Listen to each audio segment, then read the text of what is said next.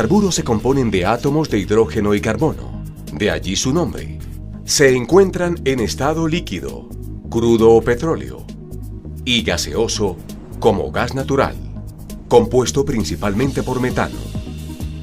Los hidrocarburos son el producto resultante de materia orgánica proveniente de plantas y animales prehistóricos que se depositó y sedimentó en capas impermeables, adquiriendo cada vez mayor profundidad, temperatura y presión en el interior de la Tierra. Allí se produjo la descomposición mediante la intervención de microorganismos y se transformó en lo que conocemos como crudo y gas. Estas acumulaciones se denominan yacimientos y pueden encontrarse tanto en el subsuelo continental como costa afuera. El gas natural se encuentra asociado cuando está mezclado con el crudo o libre cuando el yacimiento solo contiene gas.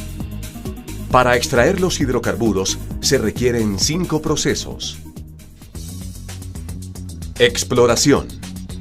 Es el estudio de suelos que se realiza para identificar y localizar posibles yacimientos. Se toman muestras de roca y suelo en los que se describen las características de la superficie, imágenes satelitales y fotografías aéreas, y se someten a investigación y análisis. De ser ubicadas las posibles zonas donde existen hidrocarburos, se da inicio al segundo proceso llamado sísmica.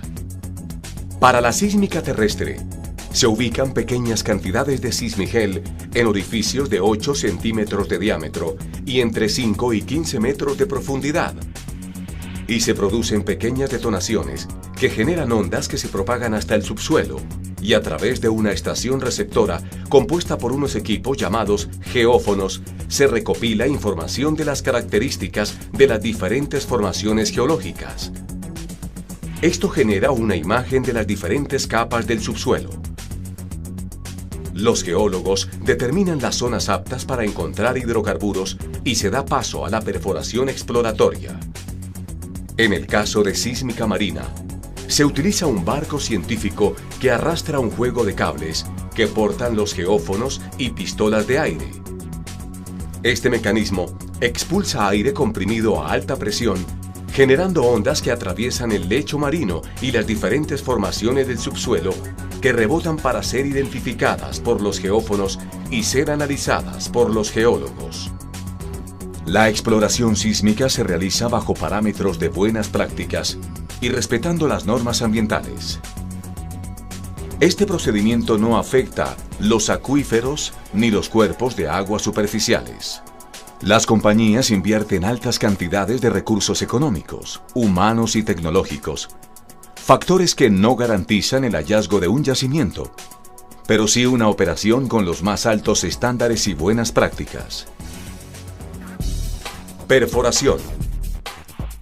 El primer pozo que se perfora en un área geológicamente inexplorada y que permite saber si realmente hay o no hidrocarburos se denomina pozo exploratorio. Para esto se instala una torre de perforación para abrir un pozo que atraviesa las formaciones del subsuelo, hasta llegar al yacimiento que contiene el petróleo y/o el gas. Esto puede durar entre un mes y más de un año, dependiendo de la complejidad geológica y del objetivo trazado. La torre o taladro está compuesta por un sistema de tuberías de acero que se van uniendo a medida que avanza la perforación. Una broca que va perforando el suelo, un sistema de lodos que bombea, inyecta y circula permanentemente, lubrica la broca, sostiene las paredes del pozo y saca a la superficie el material sólido que se va desintegrando. Motores que imprimen la fuerza que requiere este proceso de perforación y un sistema de prevención de la salida de fluidos provenientes del subsuelo. Para llegar al yacimiento, en las diferentes etapas de perforación, se utiliza un tipo especial de tubería de revestimiento, la cual se cementa a las paredes del pozo y previene posibles contaminaciones de acuíferos. Producción. Al finalizar la perforación, se realiza el completamiento y prueba de los pozos. Si el volumen encontrado justifica su extracción, se inicia la producción de crudo y gas natural. Mediante un instrumento llamado cañón, se perfora el último tramo de tubería abriendo pequeños orificios, por donde empezará a filtrarse el hidrocarburo saliendo a la superficie de manera controlada. En ocasiones, el hidrocarburo llega a la superficie por flujo natural. De ser necesario, por insuficiente presión, se instalan sistemas artificiales para bombear el crudo.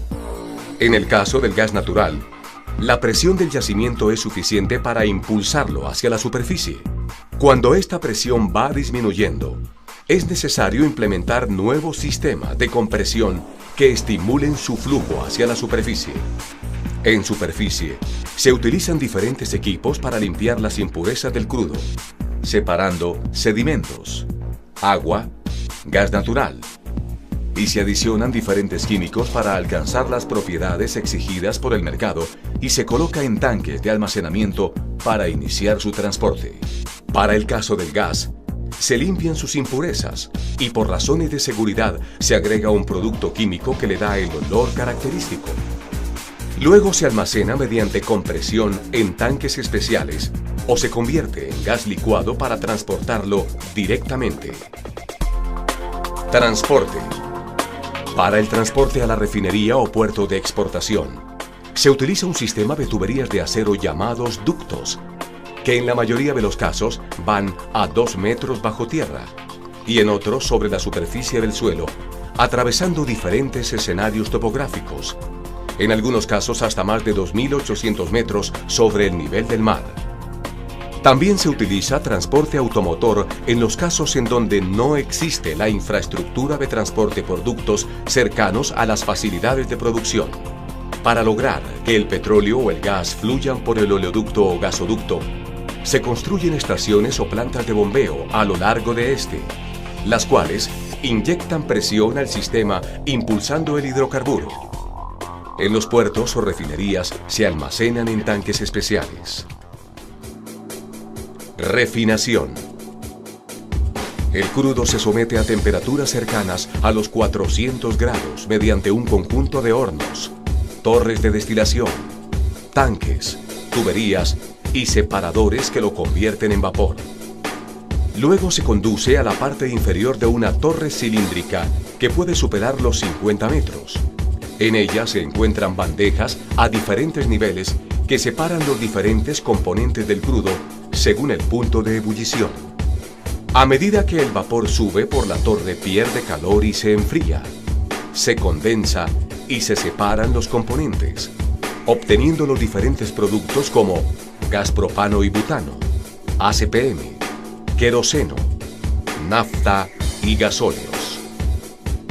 Los gases como propano y butano se obtienen en la parte superior de la torre y los combustibles y asfaltos en la parte inferior. Los productos de este proceso se llaman derivados. Se clasifican en combustibles y petroquímicos. Son más de 2.000 y se utilizan en diferentes propósitos de nuestra vida diaria.